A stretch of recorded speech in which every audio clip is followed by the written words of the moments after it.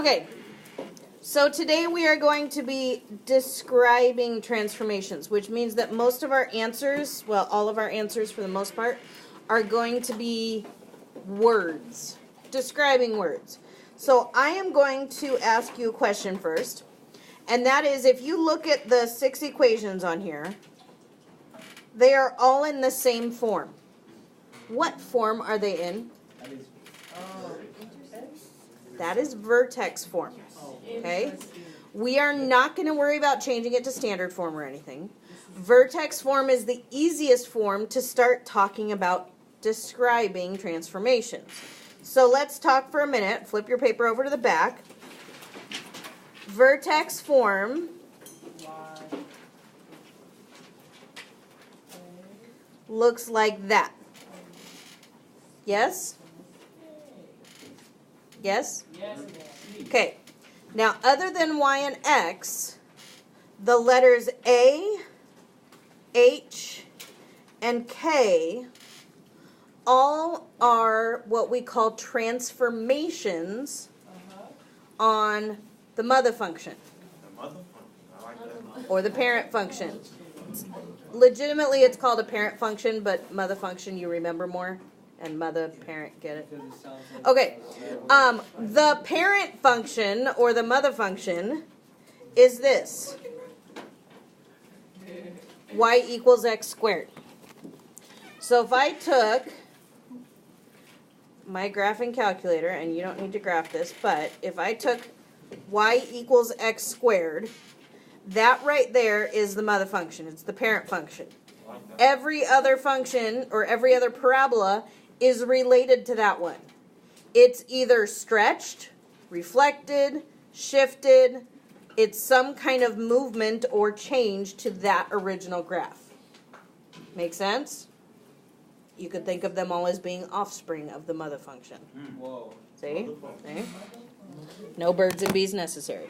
Okay, so we are going to take A, identify what it is, and therefore how it's going to transform. Now, A always does 2 things.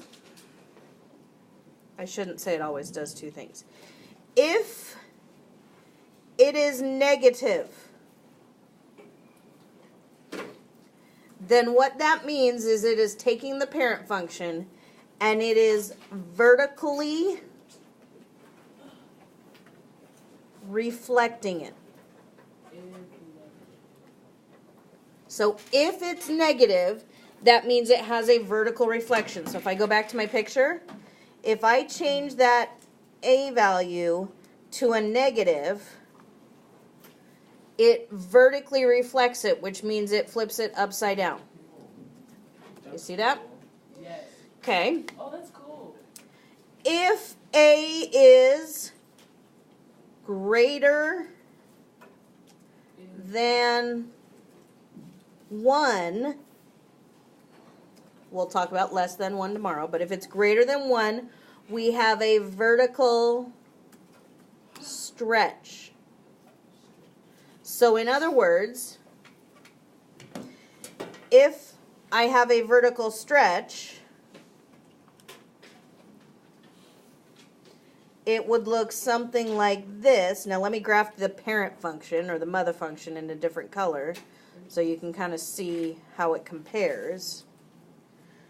But, so let's see. The parent function is in red, if you can tell that, is the wider one. The blue one is the stretch. It is stretching up. When it's stretching, you want to think of like a rubber band. And I don't have a rubber band easy to show you here. But as you stretch a rubber band up, it seems like it becomes taller and skinnier, doesn't it? So that's what the graph is going to look like. It's taller and skinnier than the parent function. So all of this is in a description in relation to the mother function. Okay? So A's the tricky one. H and K are easy. H tells us if we have a horizontal shift. In other words, left or right. So if I were to go here and I were to, let's take off the A. but let's put an h value in. So that means I would put like parentheses x minus 2 squared. What is my h value there if I have x minus 2 squared? My h value is positive 2, correct?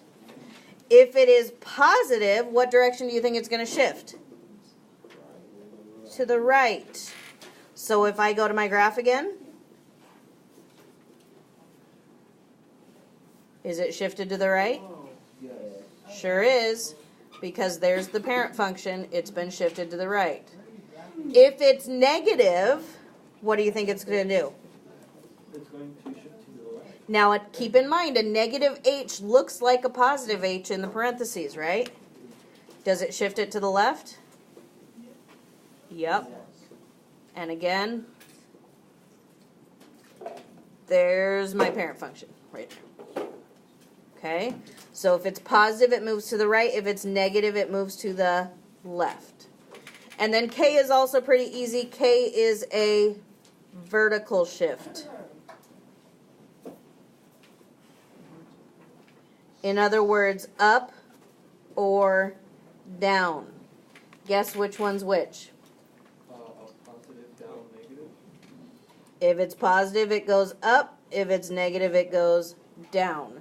So if I were to put a k value on here, like x squared plus 5, and I were to graph that, k value of positive 5 is going to do what? Shift it up 5. And again, the parent function will come in here. And if I wanted to shift it down, it would be a minus. And there's the shift down. Okay? Now, most of the ones that we're going to do have a combination of these movements. It might be shifted down and to the right at the same time. So what we're going to do is we're just going to look at the equations and we're going to fill in what's going on to it. Okay? So, you notice I already have it spelled out, A, H, and K. So in number 1, what is A? 1. There's nothing there, so it is 1. Guess what? If A is 1, there is no reflection and no stretch. Nothing is going on. So when A is equal to 1, I just draw a line there. It is not being stretched or reflected. All right? What is my H value? It looks like positive 3 here, but it's actually... So what does that mean? I have a shift. H is my left to right one, correct? If H is negative, I have a shift left. How far? 3. So all you do is H is negative 3, and then you write shift left 3. Easy peasy. What's my K value? Negative 2, because K's out at the end. K tells me my up and down movement. So what do I have here? A shift down. It's not down negative 2. The word down tells you that it's negative. You're shifting down 2. The down takes care of the negative, because technically you can't move a negative distance. So it's just down to. It's just down 2. The negative tells you the direction. Pretty easy? Okay. Let's look at number 2. What is my A value in number 2? 3. Again, 1 is the only one where I don't have to write anything for A. Since A is 3, that's bigger than 1, correct? Yes. What do I have going on? It's not negative. Stretch. I have a vertical stretch. Is that what you write? You write vertical stretch, but then you also have to tell me how much. So vertical stretch of 3. In other words, it's 3 times as tall as the parent graph. Up 3. So don't just say vertical stretch. Also say, go away. Also say of whatever it is. So vertical stretch of 5, vertical stretch of 3, vertical stretch of whatever. Easy peasy? Yes, ma'am. All right. H, what's my H value? It looks like negative 4, but it is positive 4. So what does that mean? Shift what? Shift to the right. Right. 4. You don't shift a negative. Come on, Tyree. You shift a positive, it could be in a negative type direction though. But this one happens to be to the right, 4. Yes. What's my K value? -1. So what does that mean? I have a, Shift down 1. yep. I'm smart. Pretty easy? Yes, ma'am. Okay.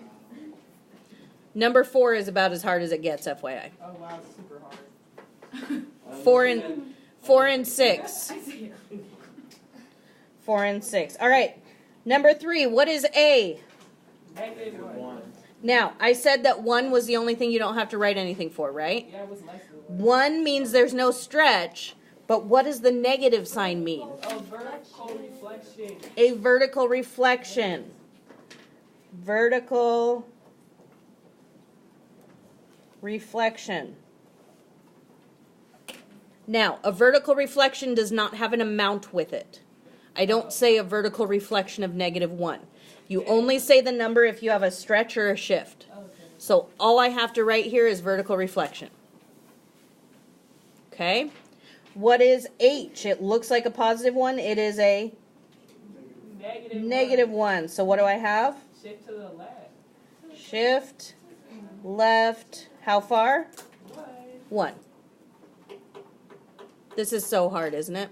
Yes. Yeah, I don't know if I can do this. What is my K value? +1. Do I get to not write anything for K is 1? Like I did up here for A?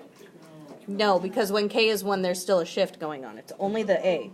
So what have I got here? I have a shift. Shift up. Shift up 1.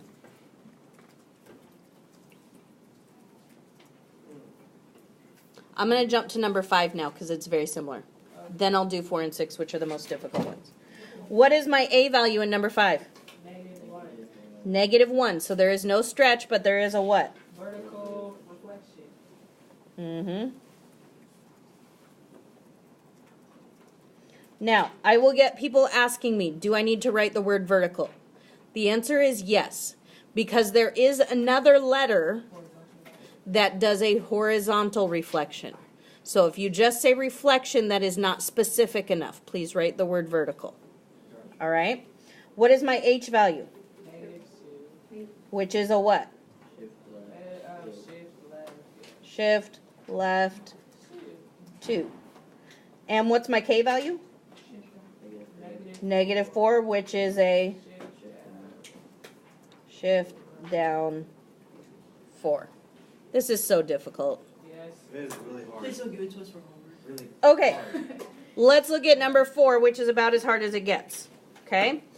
Let's see. A is what in number 4? Now, I haven't dealt with something that's a negative that's not 1. Right? I know that because this is negative, I have a vertical reflection. Right?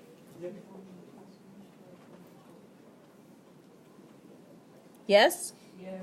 Now, because it's not 1, I also have a vertical stretch.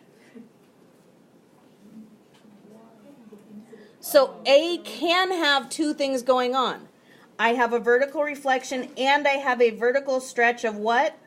-2. Don't say -2. I mean, up to. It's twice as tall. It can't be -2 times as tall, Oh, 4. right? The negative is taken care of with my first statement saying it's a reflection, but then it's also a vertical stretch. So it has been stretched and flipped upside down.